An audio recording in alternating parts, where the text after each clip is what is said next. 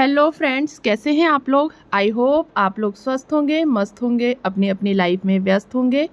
अपनी busy life में से थोड़ा सा टाइम निकालिए, पूनम्स वर्ल्ड चैनल पर आइए और मेरे इन ब्लॉग्स को एंजॉय कीजिए। तो आज का ये ब्लॉग जो है ना, मैं सुबह 8 बजे से स्टार्ट कर रही थी। 8 साढ़े 8 बज रहे थे और आज जो है सैटरडे का दिन था, मेरे बच्चों की छुट्टी थी।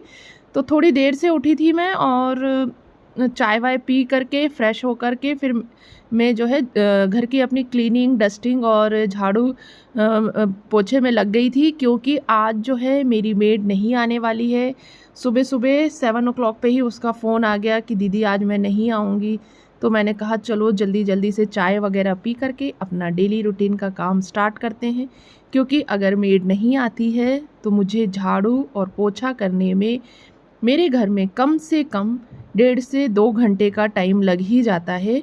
1 घंटे तो मुझे झाड़ू निकालने में ही लग जाते हैं, क्योंकि आप झाड़ू भी निकालेंगे साथ ही साथ डस्टिंग भी करेंगे, तो ऐसा करने से ना काफ़ी टाइम लगता है। जैसा आपको दिख रहा है ना, ये जो मैंने किया हुआ है ना, ये डबल की स्पीड है, अदरवाइज़ इतनी जल्दी जल्दी नहीं होता है। काफ़ी टाइम लगता है झाड़ू करने में घर में, क्योंकि आप एक एक कचरा और एक एक कोने से निकालते हैं ना, तो उसमें बहुत टाइम लगता है।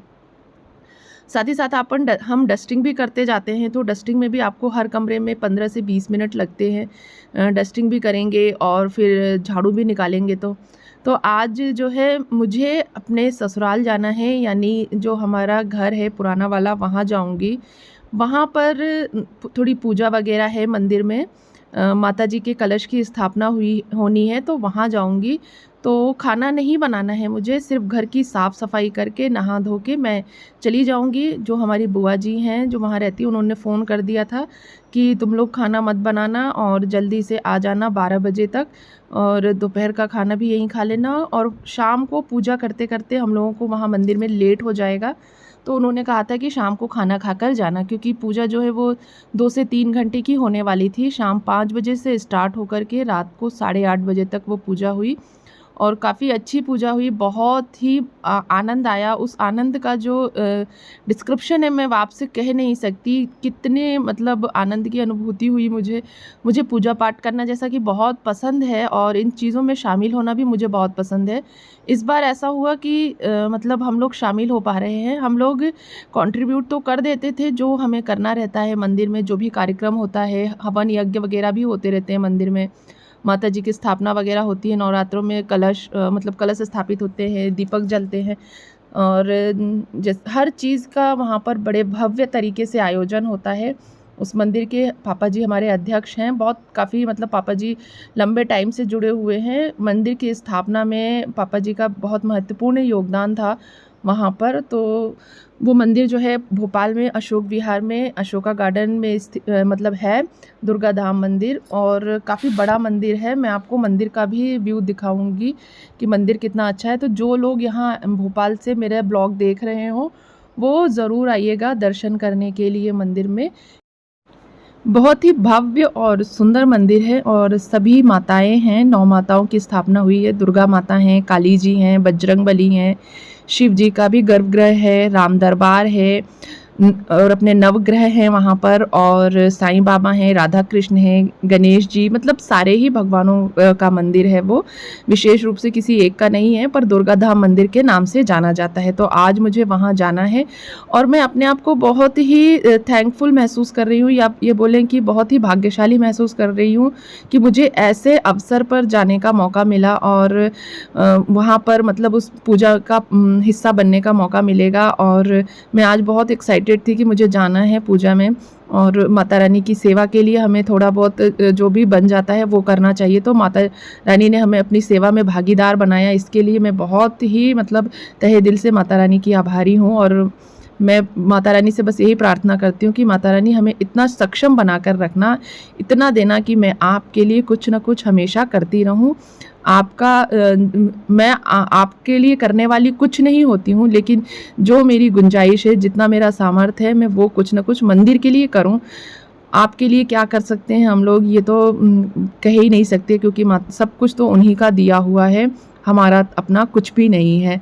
तो मुझे ऐसा लगता है कि हम जितना भी दान पुण्य करते हैं वो भगवान जी के नाम से, वो हम नहीं करते, वो स्वयं अपने आप हो जाता है। और भगवान जो है हमें इतना दें कि हम कुछ कर सकें किसी के लिए भी, किसी के लिए भी।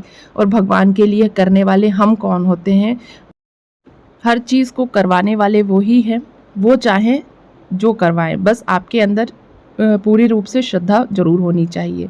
तो मैं आपसे यही अनुरोध करती हूँ, जो भी व्यूअर्स ये वीडियो देख रहे हैं मेरा, और मुझे तो आशा है कि सभी भगवान को बहुत मानते होंगे और हमें मानना भी चाहिए, अपने अपने धर्मों को मानना चाहिए। हम जिस भी धर्म से मतलब संबंध रखते हैं, हमें उस धर्म को अच्छे से मानना चाहिए, पूजा पाठ अच्छे से करनी चाहिए। इससे हमारे जीवन में बहुत सरलता आ जाती है, बहुत ही जो है समस्याएं हल हो जाती है। मैंने ऐसा देखा है, ये मेरा खुद का अनुभव है कि जब हम अच्छे से पूजा पाठ करने लगते हैं तो हमारे अंदर जो क्रोध है, गुस्सा है, वो काफ़ी कम हो जाता है, चिड़चिड़ापन भी कम हो जाता है और हम दूसरों के लिए कुछ ना कुछ करने की कोशिश करते हैं। मदद के हाथ हमारे हमेशा खड़े रहते हैं। तो अगर आप पूजा पाठ करते हैं तो आपके अंदर सौम्यता, शालीनता अपने आप आ जाती है, उसको आपको कहीं से लेकर नहीं आना पड़ता। तो मुझे बहुत ही अच्छा लगता है पूजा पाठ करना और उसका हिस्सा बनना। मेरे हस्बैंड के पास टाइम नहीं होता, मंदिर में तो हमेशा कुछ ना कुछ प्रोग्राम चलते रहते हैं, मैं वहाँ जाऊँ पर हमें हमेशा अवसर मिलता रहता है। पर ऐसा होता है ना कि हमारा शेड्यूल और मंदिर के प्रोग्राम का टाइमिंग कभी भी मैच नहीं हो पाता। इस बार ऐसा था कि इवनिंग का प्रोग्राम था, मंदिर में कलश स्थापना इवनिंग की थी, तो बस हमें टाइम मिल गया।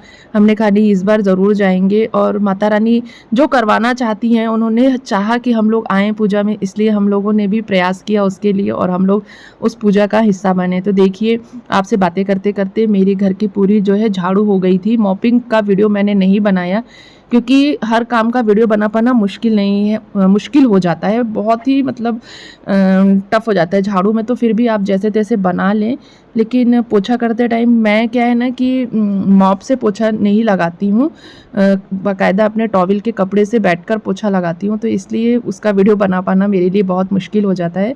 तो बस झाड़ू हो गई थी, किचन क्लीन करके बर्तन वगैरह धोने थे मुझे। और आज मेरी बेटी ने जो है पूजा कर ली थी भगवान जी की। आजकल वो काफ़ी पूजा पाठ करने लगी है, मतलब उसने बोला है मम्मा सैटरडे संडे जब भी वीकेंड होगा और छुट्टी रहेगी तो मैं ही पूजा करूँगी।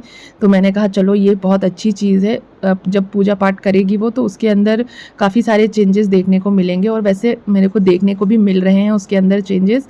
और बहुत अच्छे तरीके से कान्हा जी का स्नान कराना, भोग लगाना, माता रानी को भी स्नान कराना, गणेश जी को स्नान भी बहुत अच्छे से कराती है, मतलब स्नान करा के भोग लगा करके वो प्रॉपर जैसे मैं करती हूँ पूजा, सबको फूल वगैरह समर्पित करना, सब अच्छे से करती है वो। तो ये चीज़ बहुत अच्छी आ रही है उसके अंदर। मुझे लगता है कि जैसे जैसे वो बड़ी होगी ना, काफ़ी समझदार हो जाएगी।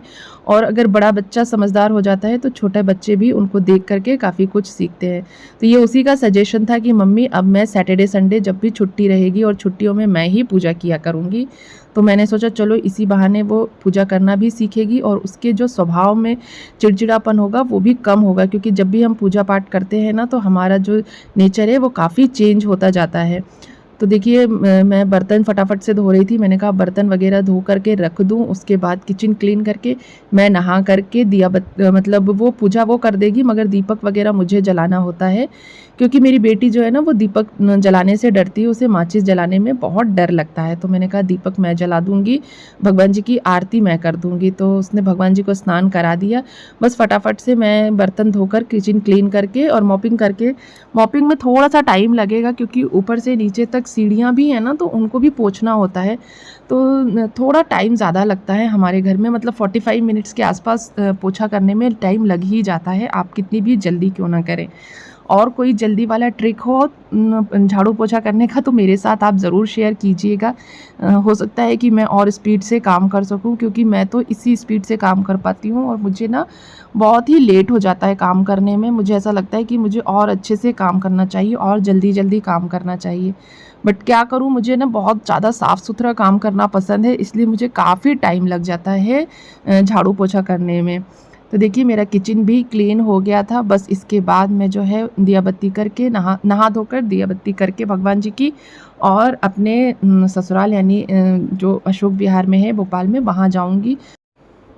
तो देखिए ये शाम 5 साढ़े 5 बजे का टाइम है और मैं मंदिर आ गई थी रेडी होकर के।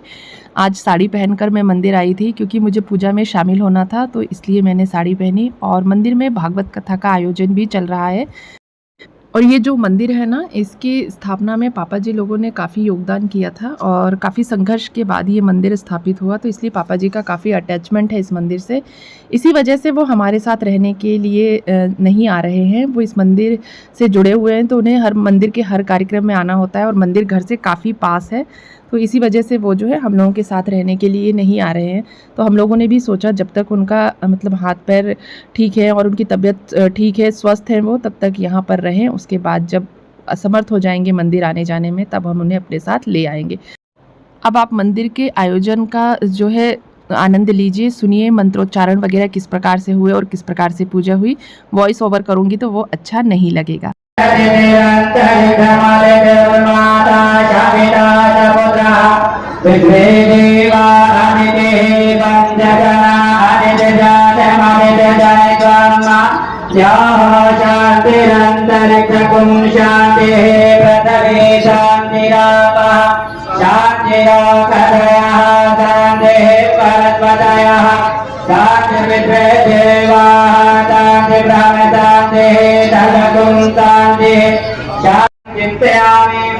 अपना सभी लोग अच्छा खुशबरी करके पृथ्वी माता का ध्यान करेंगे। उनके बाद गणेश गौरी का एक कलश का एक साथ के साथ एक तंत्र फूल लगाते हस्ते अच्छा पुष्पाणि गृहीत्वा हरे महे जाः पृथ्वी जन्मं जनम निचला।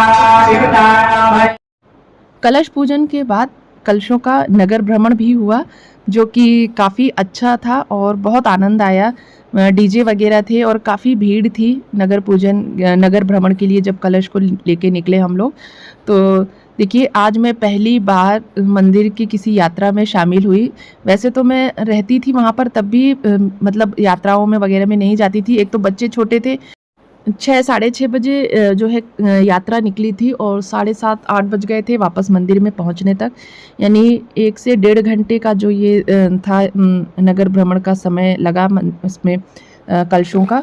और बहुत आनंद आया, काफ़ी लोग इकट्ठे हो गए थे, काफ़ी भीड़ थी। और मैं ऐसा पहली बार मतलब किसी आयोजन में शामिल हो रही हूँ। मंदिर तो मैं हमेशा जाती आती रहती थी, मंदिर में यज्ञ होते हैं तो मैं उसमें भी बैठती थी पहले, अभी कई सालों से नहीं बैठ पाई हूँ। पर इस तरीके से जो यात्रा निकलती है मंदिर की या नगर भ्रमण या फिर शिवरात में कभी शामिल नहीं हुई थी, बस दूर से दर्शन कर लेती थी। पर इस बार मुझे बड़ा आनंद आया, बहुत अच्छा लगा और इसमें शामिल होकर के अब कभी भी ऐसा अवसर प्राप्त होगा मुझे तो मैं ज़रूर शामिल होंगी। अगर आप लोग भोपाल से मेरा ये ब्लॉग देख रहे हैं और आप भोपाल में रहते हैं तो मेरा आपसे एक अनुरोध है, एक छोटी सी रिक्वेस्ट है कि अशोक विहार के दुर्गा धाम मंदिर में ज़रूर आइए, माता रानी के दर्शन कीजिए, मंदिर के दर्शन कीजिए, आपको बहुत अच्छा लगेगा। काफ़ी बड़ा और सुंदर सा मंदिर है और आप देखेंगे कि मंदिर में सभी देवी देवता विराजमान हैं, यानी हर देवी देवता है मंदिर में। 9 माताएँ हैं, काली जी हैं, राम दरबार है, कृष्ण जी हैं, मतलब सभी हैं देवी देवता मंदिर में हैं। तो ज़रूर आइए, दर्शन कीजिए। आई होप आपको आज का ये ब्लॉग पसंद आया होगा। आज का ये मेरा डेली ब्लॉगिंग थोड़ा सा डिफरेंट था। मंदिर का मैंने आपको दिखाया कि कलश स्थापना हुई मंदिर में, उसका पूरा वीडियो मैंने आपको दिखाया। तो अगर आपको आज का ये ब्लॉग पसंद आया हो तो वीडियो को लाइक और कमेंट कीजिएगा। साथ ही चैनल को अगर आपने सब्सक्राइब नहीं किया है तो उसे भी सब्सक्राइब कर लीजिएगा। तो अब हम मिलते हैं अगले ब्लॉग में। बाय बाय, जय माता दी।